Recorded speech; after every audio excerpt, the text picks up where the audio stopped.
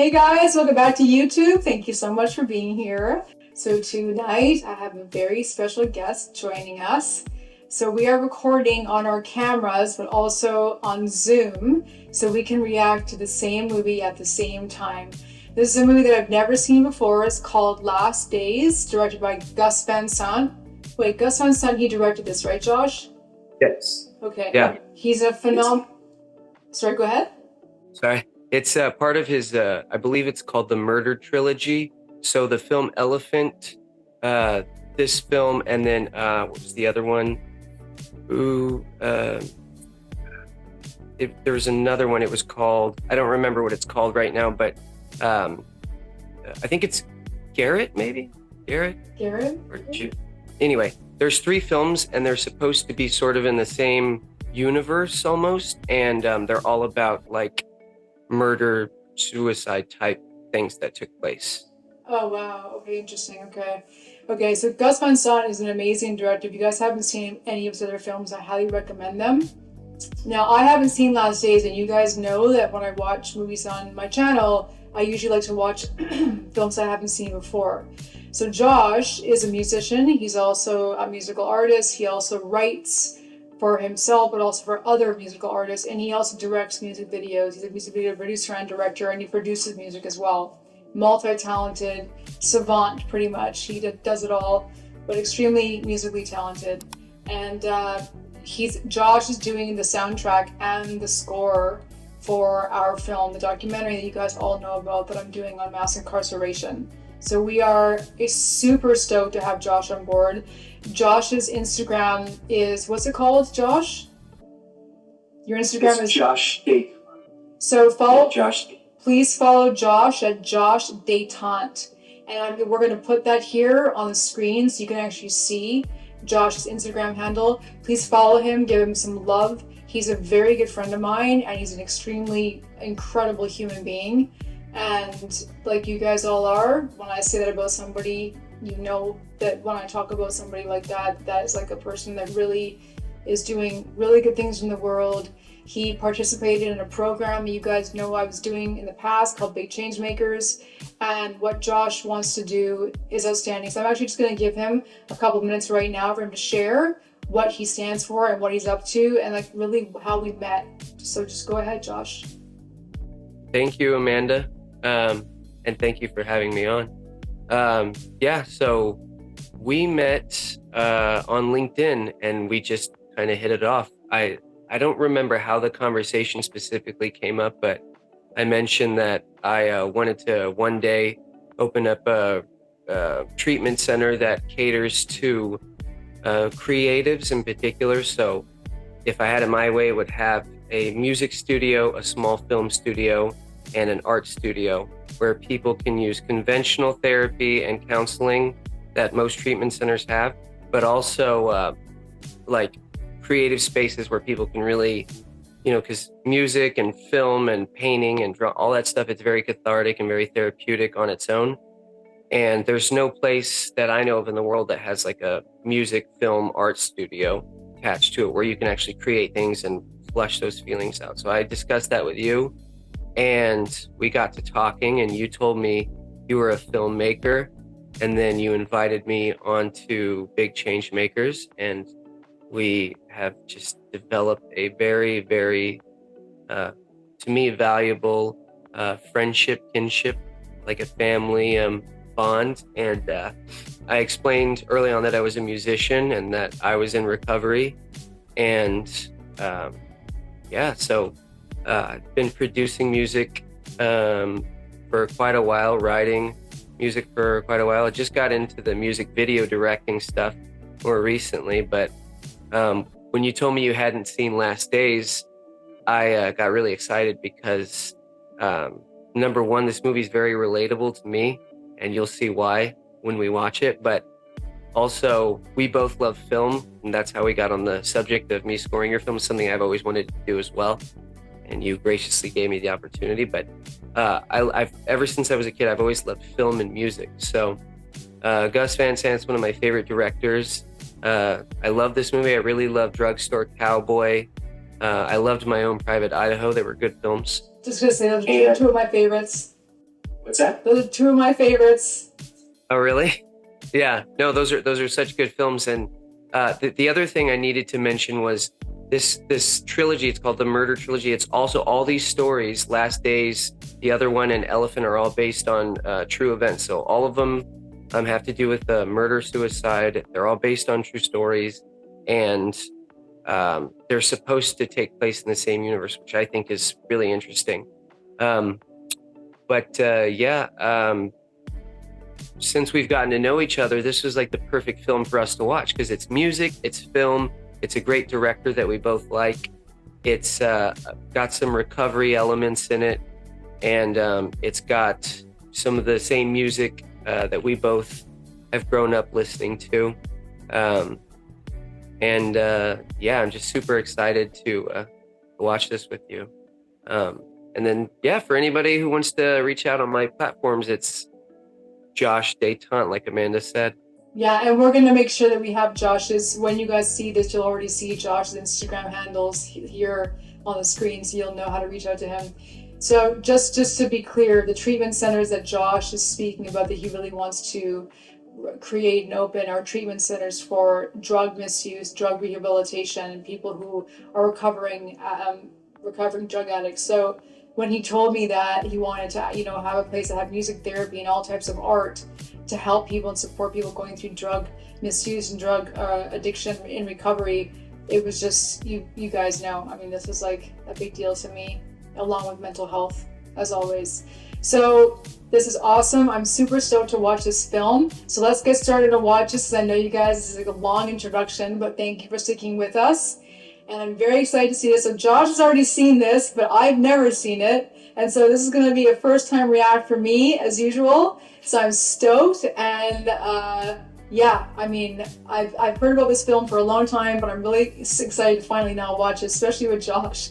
So this is awesome. Okay, so you guys, what we're going to do is, since we're doing this as a double reaction, I'm going to keep one earphone in so I can hear the film, and then I'm going to keep one earphone out so I can also talk to Josh if I feel like I need to, but I'm going to try not to speak to him too much so I don't miss too much of the film. But you're also going to be getting Josh's reaction too. You're also going to be hearing his reaction as well when this is edited. So you guys, thank you so much for being here. Thank you for supporting my channel. As always, I love you guys with all my heart. I hope everything is going wonderful for you, and we'll say a good goodbye at the end of the film, okay?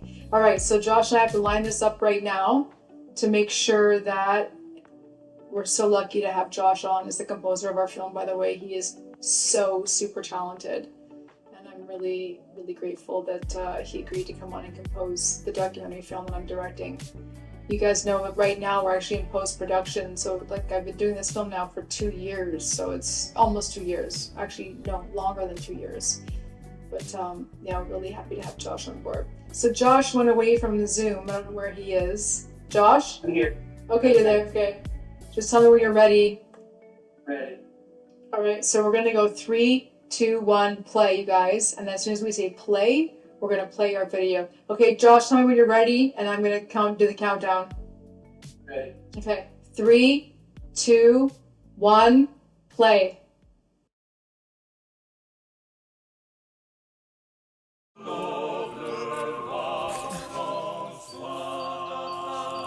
Oh my God, is he vomiting? No, you'll see. You know, this is based on the life of Kurt Cobain, correct? Kurt Cobain, yeah, that's why I thought they made Michael Pitt look exactly like him. Yeah. So this is kind of like, you'll see. It'll make sense in a moment. Okay. God, I should have worn my Nirvana shirt. It's not that I don't love Prince is my favorite, but I mean, I should have worn my Nirvana shirt. I love Nirvana so much. Growing up with them was, man, that was quite the experience growing up with Nirvana. Yeah, they're awesome. Yeah. He's just like out in the woods like, he's just like chilling. I mean, not really. He's no, okay. Now he's gonna go for a little bath. Oh my gosh, that's gonna be so cold, that water. That does not look warm. What's he doing? Oh, he's going to the bathroom now? Oh yeah, he is, okay. So is this actually on Kurt Cobain? Because if it was, then it was an unauthorized movie, right? Because it had to be an authorized. Gus Van Sant would have had to have been given permission. What they did was they just changed names, and they didn't use any of his songs. They yeah, they couldn't get licensing for the song, so um, yeah. But it is Michael Pitt performing the songs, so when you hear those, just be aware of that. Wow. He's actually singing? Yeah, you'll see. It's pretty good. I think Michael Pitt was in a couple of bands too. Wow. Okay, so even though this movie is about Kurt Cobain, it is, but they're never allowed to say that because they didn't get the rights or anything like that, correct? Yeah, that's correct. It's a beautiful fire. Home! Whoa.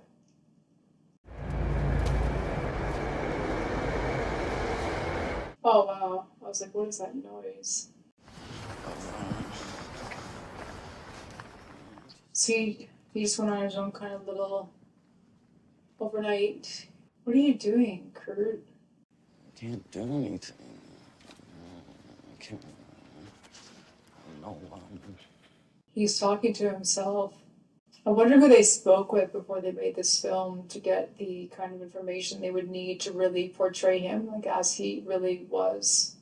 I'm sure they talked to Courtney Love. She strikes me as the type of person that would be friends with Gus Van Sant, or at the very least, Dave Grohl. I mean, because you know, the thing is, like, it would probably mostly be his record label, Sub Pop, or like his estate that wouldn't allow the rights to his story. But I could imagine Courtney Love or like Dave Grohl allowing, Gus to direct this film. Yeah, it's interesting. I mean, I watched Soaked in Bleach. Have you seen that? Yeah, it's good. Yeah, but so I don't. I mean, I don't know Courtney Love. I don't know her. I don't. I mean, it depends on how she's portrayed in this film, right? Whether or not she would want to give, because doesn't she own like all those rights? Doesn't she have a lot of those rights? Own her and Francis Bean, don't they? Yeah, and I don't know exactly what kind of deal is worked out, but yeah, Courtney has. I don't know exactly how it's worked out, but I think she owns a lot of his estate and she gets a lot of his royalties and stuff. But, whatever the record company owns, they also have a say in whether or not a biopic is made. But in Soaked in Bleach, there was dramatic reenactments. There have been like quasi movies made. Well, I know that was not authorized. I mean, obviously, it painted her out to look like that she lied. Yeah, for sure. There was also that documentary, Kurt and Courtney in the 90s, which was really good. It was a documentary film directed by the same guy who directed the film about Eileen Wuornos. Oh wow, The monster! British is really good. Right.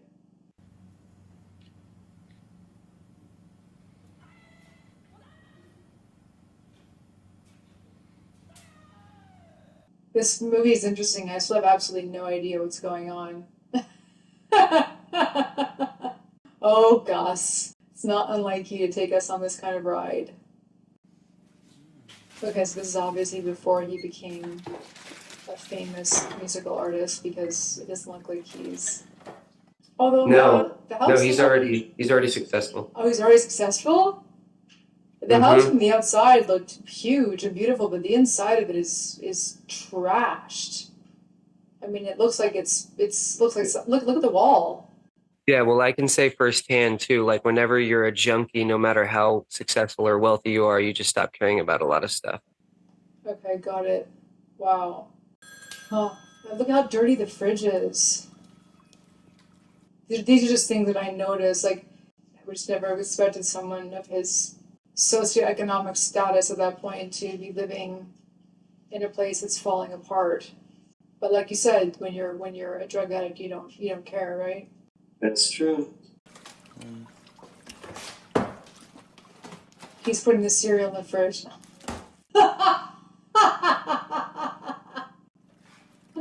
And he leaves the milk on the counter. Oh my gosh. The thing is, I do that sometimes myself, but that's because of brain fog. It's not because I'm high. It's because, like, I've actually found things in my fridge. I'm like, why in the world did I put that in the fridge? I can't remember what it was, but I did that recently, or I put something in the fridge and then I went back. I was like, what? Where did I do that for? Why did I? It was fresh oatmeal. It was fresh oatmeal. And I stuck it in the fridge. I left my keys in the fridge one time too. Like I was so tired. I came home and just was going through the fridge. It was the first thing I did. Put my keys in there and then was freaking out the next day when I couldn't find them. Oh gosh, okay, I definitely know I put my keys in the fridge.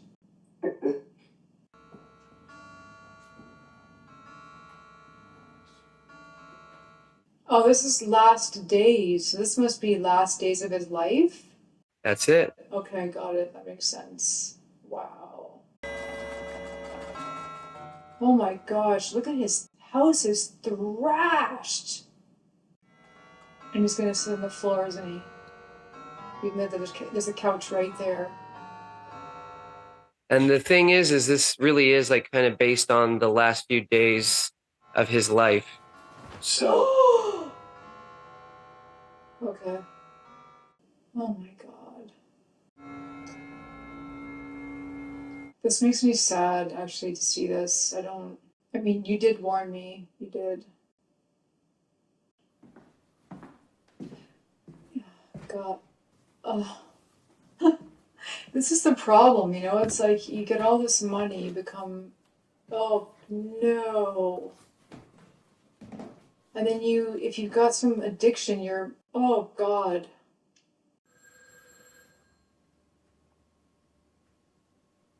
So I imagine if he doesn't answer phones at this point, that he'll just have to go to his house to speak with him. Oh, he is answering the phone. Hey, Blake. Blake? Who's Blake? Oh, that's right. You said they can't say his real name. Are you going to play the tour? That's what I need to know. I'm assuming you're going to play it. We're ready. Everybody here's been working on it. It's only 86 dates, so it should go pretty fast. 86 dates of touring? Yeah. Oh my gosh, there's no way. I thought they first said 8 to 6 days, but he said 86 dates. That's just. You look at the state he's in. I mean, it's like.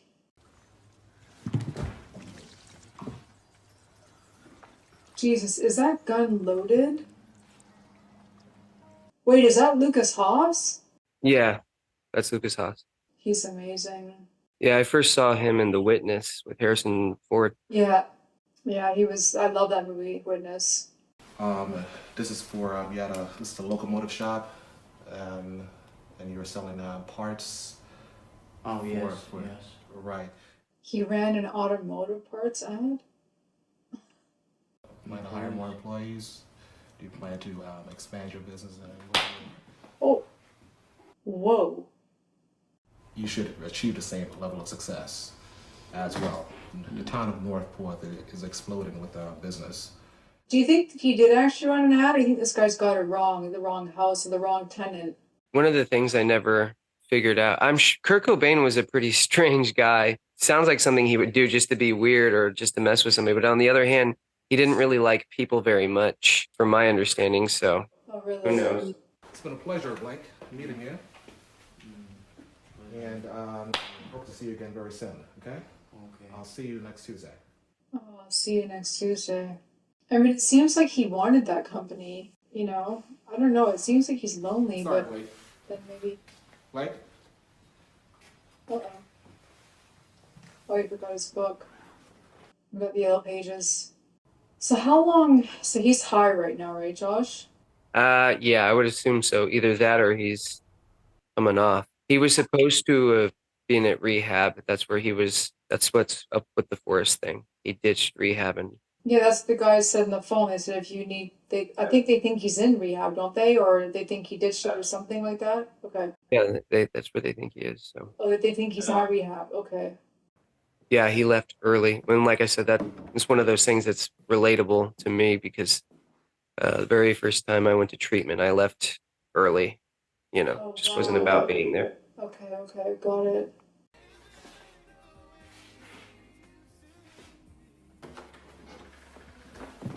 Oh my gosh. No, Blake is not here. None of us has seen him. So he's lying for him, or does he not know that Blake's there? Oh wait, you know what? I think he is lying for him. Okay, How are you doing this morning? good. We were wondering if we could come in and tell you a little bit about our church, give you information on our religion. They just invite people in. Like, The alcohol in the wine is, we believe, is bad for our bodies, so we don't drink anything that's bad for our body. look at the size of the amount of wine he put in his glass. And Mormons don't do anything. They don't even drink caffeine. They don't smoke cigarettes, no caffeine, no nothing. So the blood of Christ. Yeah.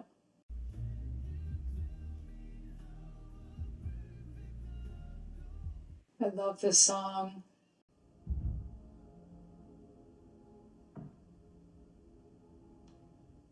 I don't get it. How is he sometimes up walking around and other times he's like nodding off? Don't you either do one or the other? No, sometimes you have spells. So a lot of times, I mean, this is heroin behavior for sure. Sometimes you feel up and you're kind of moving around like that, and you're still kind of drowsy. But yeah, then you'll just stop. You pause for a moment. You'll start nodding and kind of falling apart. Everybody thinks that because of the initial, they see in the movies people initially. You nod. Using heroin, Yeah, you nod. Yeah, they nod. Yeah, which some people do. You'll nod initially for a few minutes.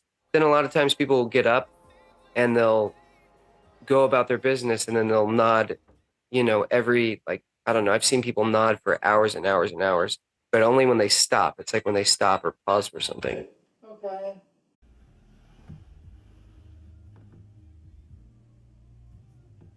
I mean, he looks like he feels really good. He doesn't look like he's. I mean, how long does it last? Oh my god, man. He has like no control over his body. Like at times he does, but other times he doesn't. Yeah, this is more realistic, I would say. But he might also be on downers and stuff too, In addition to heroin? Yeah. Wow. Oh my gosh.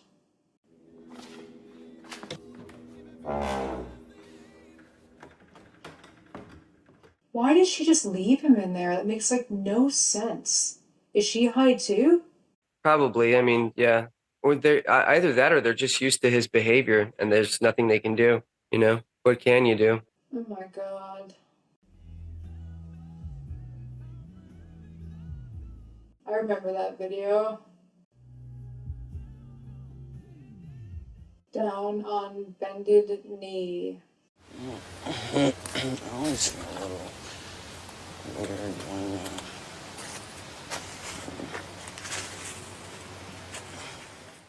So the one dude at his house, there's that girl, but there's a dude there too. Is that dude not in his band? I don't think so. Okay. I mean, maybe it was Dave Grohl on the phone that just called him. Maybe he was one of the guys on the phone. I think that was his record label. That's his Okay. record. Thank you for having us inside. You have a good day. Our numbers in there, That house is massive. Wow. and then give us a call if you have any questions. Yeah, and like I said, I mean, Kurt Cobain's house probably was a lot like that, but that's how it is. Doesn't matter how wealthy you are. If you're, using it, it can get pretty bad. Right. I mean, it's like a castle. I mean, it looks like that a little bit. Notice the Freddy Krueger sweater? Yeah, I do. That sweater always gives me the creeps. That's my favorite horror movie. Nightmare on Elm Street, the first one? One of, yeah. Yeah. Yeah. Yeah, it's one of the best ones ever.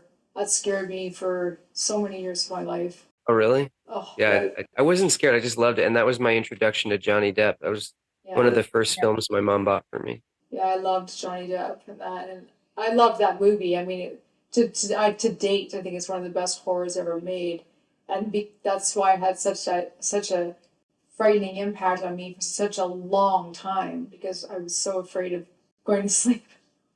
But the thing that I always remembered about the case, being a PI, I guess, is that the coroner's report called it misadventure. Death by misadventure. Death by misadventure. That's his son Jeff Buckley's official cause of death was death by misadventure. It was around the same time as Kurt Cobain. Yeah.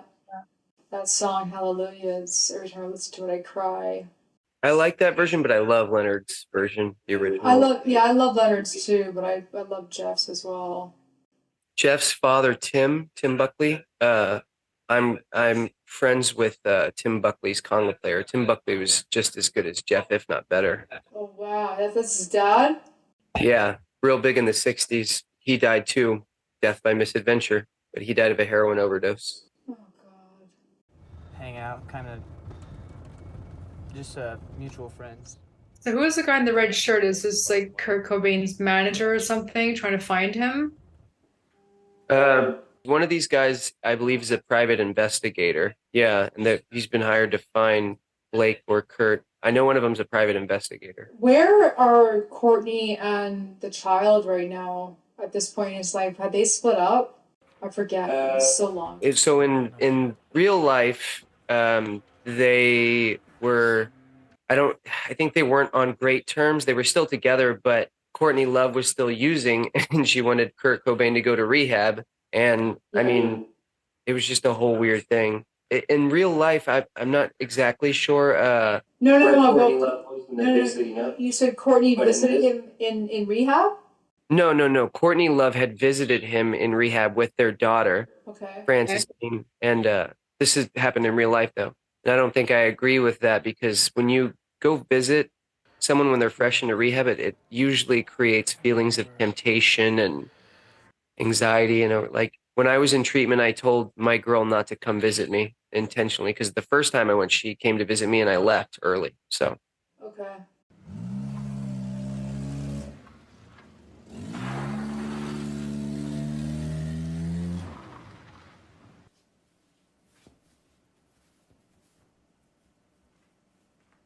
Man, his shirt is filthy. Hey, Blake! Blake!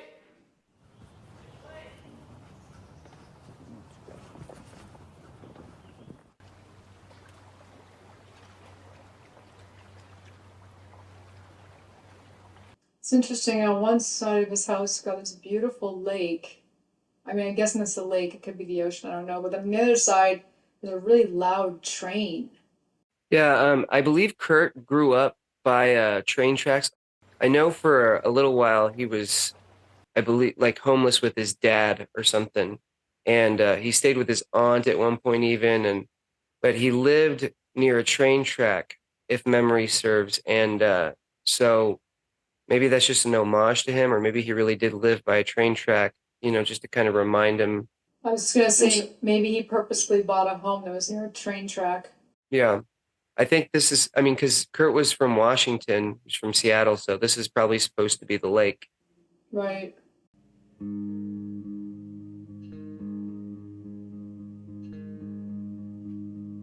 So is Michael playing the guitar as well? Yeah. Wow. Yeah, he's performing.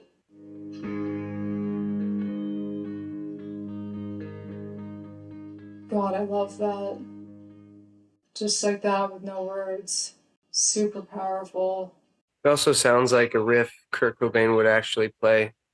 Just that, Josh, just so you know, like that is, I love that sound. Well, good. I think you'll like what I'm coming up with for the film. This is so haunting. It's like unsettling, this song right here. This kind of score music, but it's so effectively unsettling. It was a really good score. It had a lot of guitar stuff in it. Was Sling Blade with Billy Bob. Oh yeah, it was incredible. Wow. God, that sounded so good. In my opinion. Have you talked to your daughter? What do you say to her? Tell her I miss her. Do you say I'm sorry that I'm a rock and roll cliche? Good question. I have a car waiting, and I want you to come with me. Is this supposed to be his mom?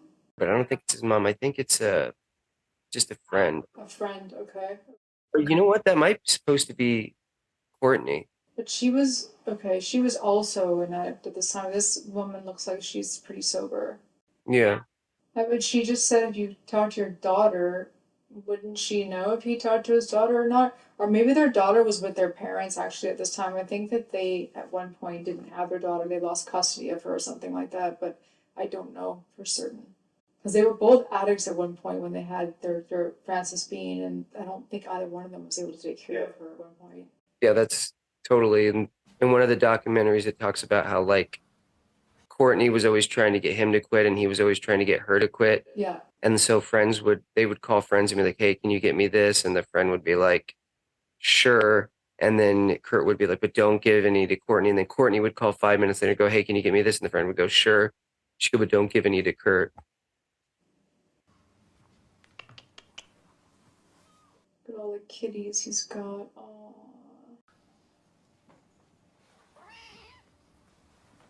I think that woman actually was like from the record label also.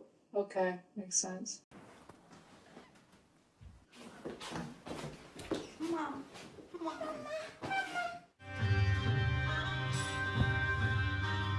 Where's Lucas Haas? I saw him for a brief moment, but then I haven't seen him again. You'll see him again.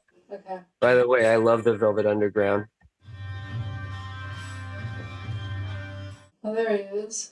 Yeah, and if you notice, a lot of these characters are using their real names. They are? Yeah, like Lucas Haas's name in the movie is Luke. Oh, okay. On your bended knee. Boyz II Men was just singing that earlier. And I was wondering if you could maybe like help me figure it out. I'm sorry I'm talking your ear off, buddy. You know. That guy just told him not to talk to him. That ranger, the cop. He's not a real cop. He's not a ranger. He's not Walker, Texas Ranger. But he's a private eye. Yeah. What? He just said Blake is a PI. No, I don't think so. I think he was talking about the PI that was with Donovan. Okay. And Courtney Love really did hire a PI the last like couple weeks of his life. Yeah. Well, yeah, I think he was spoken about. He spoke in the film Soaked in Bleach. He spoke about all of that. Yeah. Blake! Me, Donovan!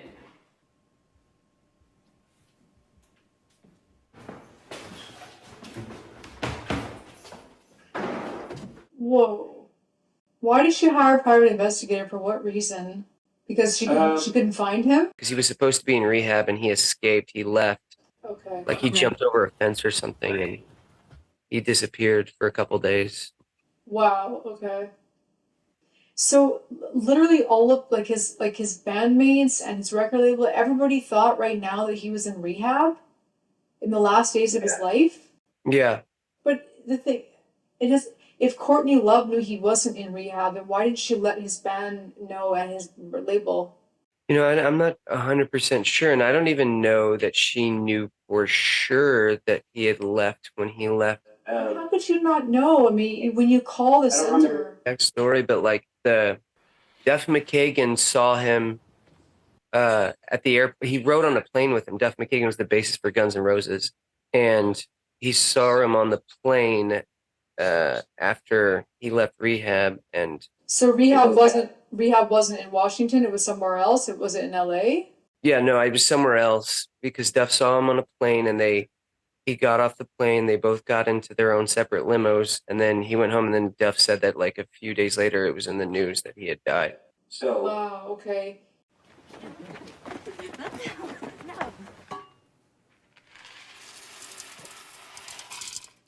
Who are these people that are just at his house all the time? They're just like randoms, like that are just staying at his place? Yeah, no, they're his roommates. Oh, they're his roommates, okay. I think he just made macaroni. Well, he's making Kraft dinner. That's what we call it in Canada. You guys call it macaroni and cheese. We call it Kraft dinner. Well, some places we call it mac and cheese. Mac and cheese, right? And I was watching football last night. They had these these jet heaters. They're like jet engines. I need to go to Utah and we need a jet heater.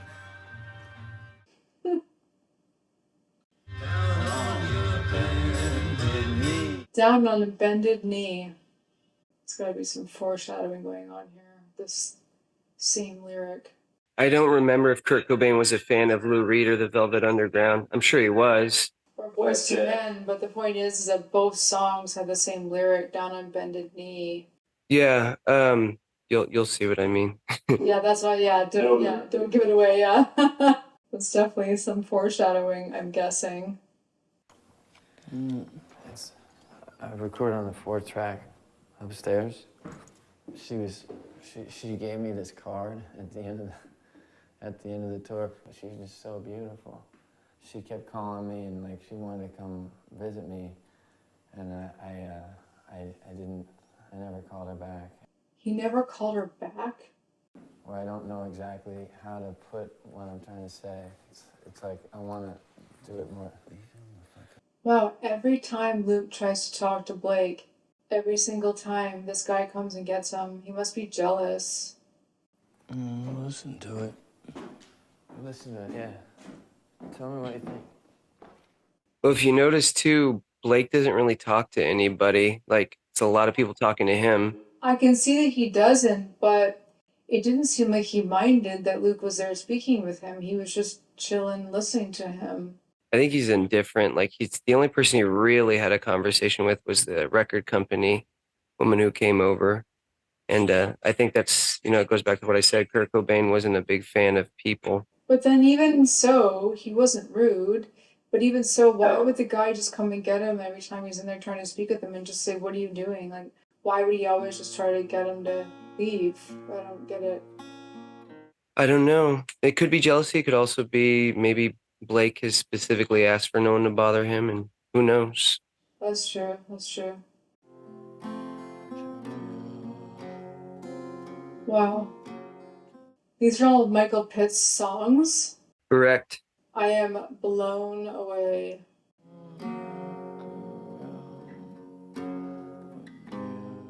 This is what I'm talking about. This is, And they sound like Nirvana songs. They do.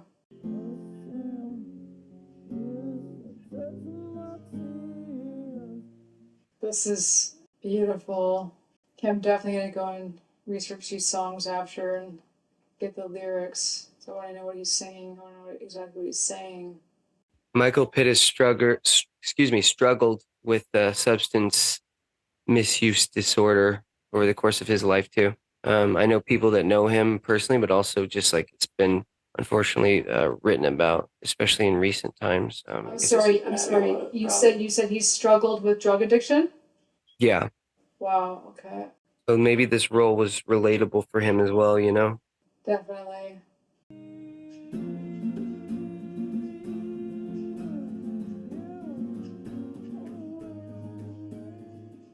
My God, this song is... It's heart-wrenching. Lonely Journey. God, Kurt Cobain was such some kind of just crazy talented, I don't even know really how to describe.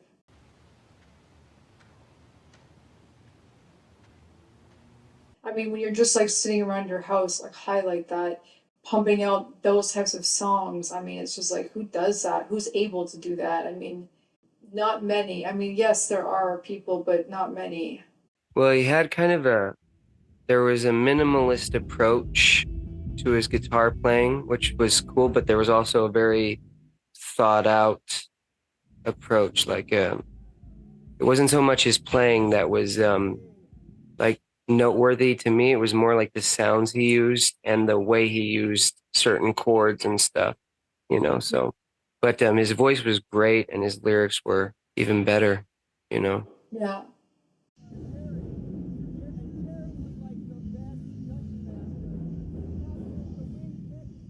Dude, you can't even hear what you're saying with the music in the background. It's like...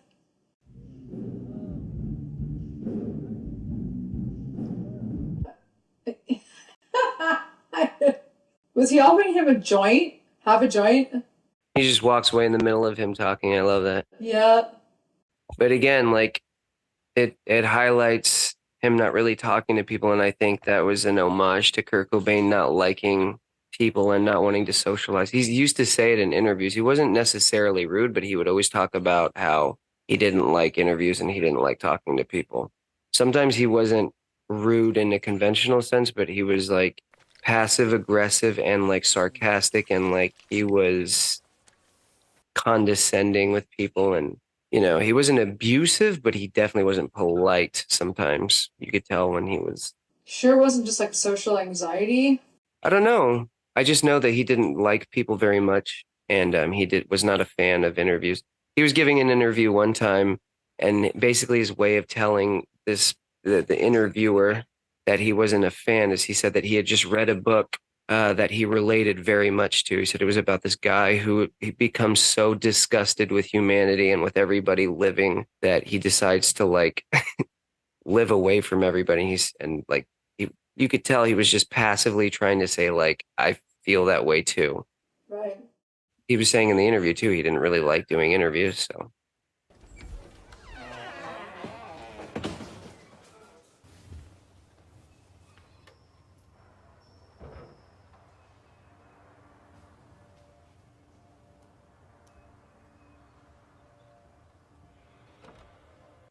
The first like real like close up shot directly at, like set on his face in the film. Did you notice that? Yeah. That's right.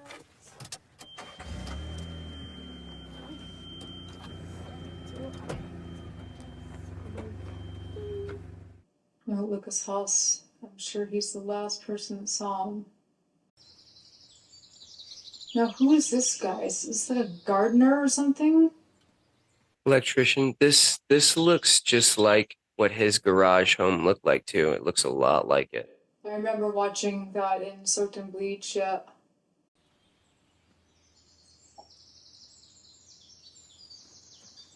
Oh God, does he just find him dead?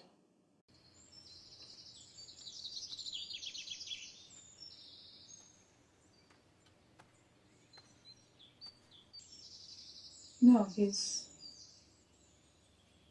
Wait, what?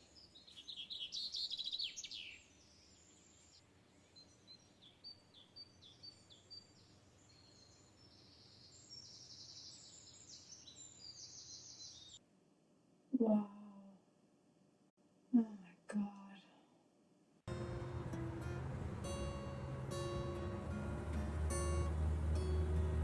Lucas Haas is very like strange and interesting looking. Yeah, I've loved him for decades. He's amazing. He was in one of my friend's films. Yeah, he's been in a lot too. He was a lot bigger than in the 90s, and after Alpha Dog came out, I thought he was going to have like a resurgence and get, the recognition he deserved, but I don't know why it never happened. He's a really good actor. Maybe it's a personal choice. Yeah, no, it could definitely be a personal choice. Apparently he's a really nice guy.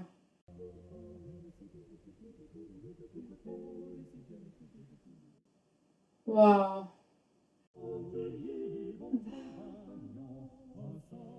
Did you recognize the guy that was trying to share that joint with him?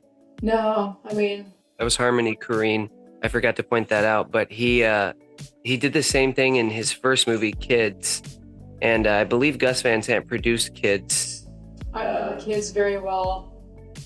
What's that? I remember Kids very well. Yeah, Harmony Korine wrote that when he was like 16 or 17. Wow. And I think Gus Van Sant produced it.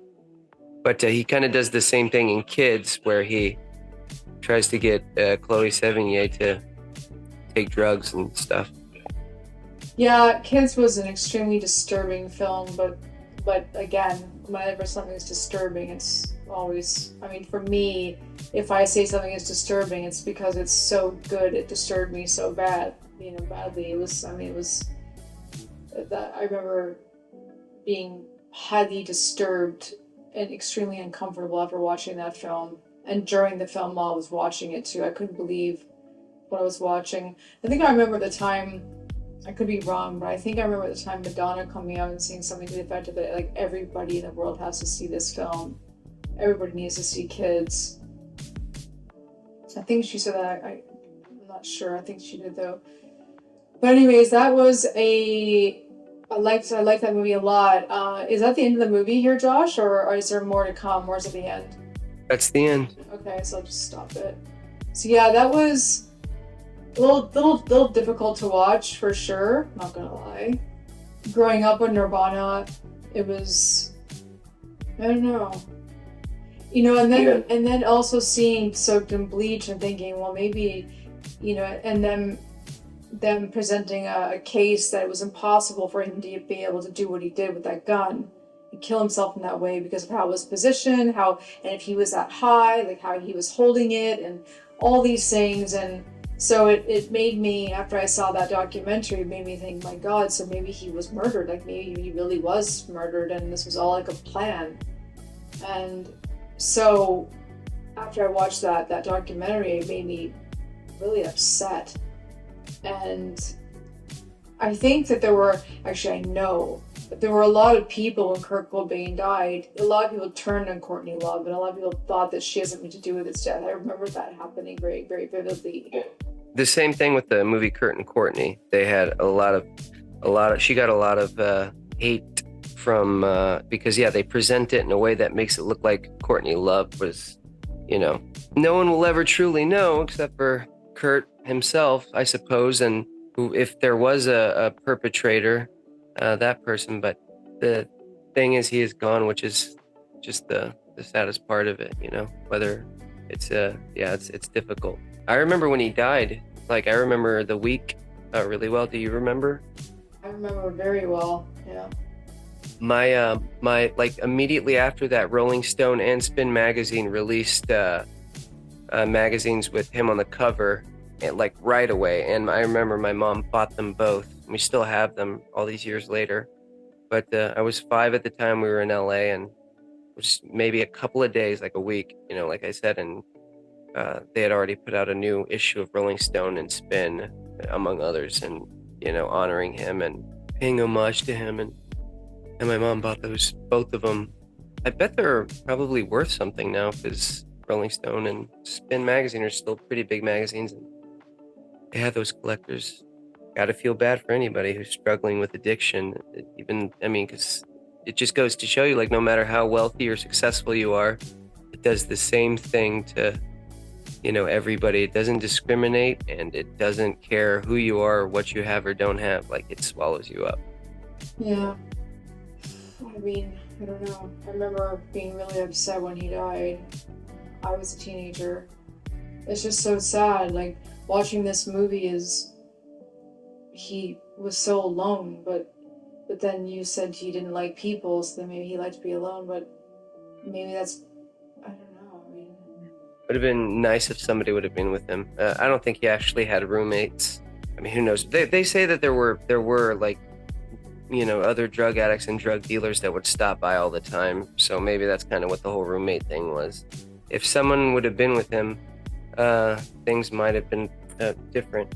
Duff McKagan said in an interview that he thought about reaching out to him, like, before and in fact, I think he did. He said he felt something was off and he went to go find him, but as soon as he got outside, he saw Kurt get into the limo and drive off. Like, he was a minute too late.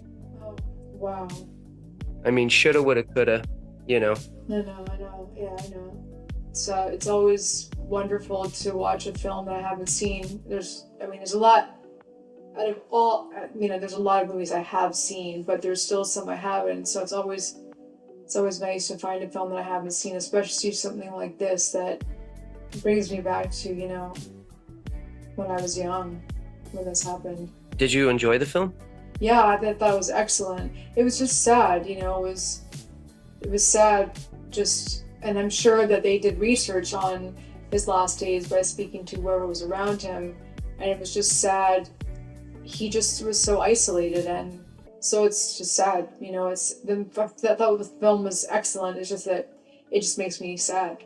He was so isolated and alone, and there was nobody really there that was trying to help him. But then again, like nobody knew he was there. But then like that part of it doesn't really make sense to me. Like people could have called the treatment center to see that he wasn't there. There would have been an emergency contact number when he left.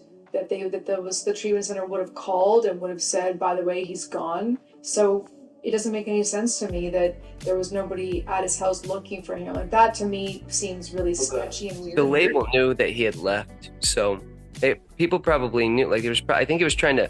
The one like the lady who was from the label, she was like trying to tell him to go back or to get it together. But then you had the other people from the label, like his booking agent or something. They were saying they lined up a tour for him. So it was like, okay, well, if you're not going to rehab, then you might as well work. And they're trying to like, I don't know, almost painted it like they were trying to use him up. They didn't care what he was doing. I know, but why didn't anybody do an intervention? You know, if they, because that woman who came over, if she knew how, I mean, obviously, how could you not know how bad he was? Why wouldn't you bring me over and do an intervention? Like, that's what I don't understand. Like, if my interventions, like people did have an intervention with Kurt Cobain in real life, like in the months leading up to him going to rehab, for sure. And I think what pissed him off was Courtney Love was there and present while she was in active addiction. He probably didn't take it seriously for that reason. Like Slash had an intervention done on him in the early 90s, and he said he was upset because Steven Adler was there and was part of the intervention and was lecturing him, and he said he knew that Steven Adler's drug habit was the one habit that he knew of that was worse than his. And then Slash went to rehab, and then Steven Adler got kicked out for being so bad on drugs. But anyway, the point is, I think it was like one of those perspectives where it's like, if someone who's giving you an intervention is bad off themselves, like how can you take it seriously, and how can you want to get better, I suppose. Well, no, that makes sense. If it was Courtney Love involved in those interventions, then that of course would make me feel, actually, if I was Kurt Cobain, I'd be like, why are you trying to do an intervention with me when you're just as bad as me? Or I don't know, maybe she was trying to get them both off of it. Who knows? I've lost so many friends to overdoses, and I know that you've had immense loss. Mm-hmm. Yeah.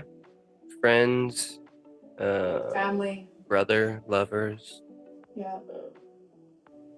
So, yeah, my ex-girlfriend, and another ex-girlfriend who wasn't really serious, but still, feel bad. It doesn't discriminate. No, it doesn't. Thank you, Josh. Yeah, thank you for watching it with me. Yeah, of course. Thank you for suggesting it. Thank you guys so much for watching our reaction to Last Days. It was a great film. I thought it was excellent, actually. Sad, heartbreaking, but so very well done, as is Gus Van Sant. He's an incredible filmmaker. And thank you guys so much for being here. Thank you. Please be safe wherever you are in the world. Take care of yourself. Sending you lots of love. And thank you for stopping by. And thank you so much for supporting my channel as always. And I'll see you again soon. Take care.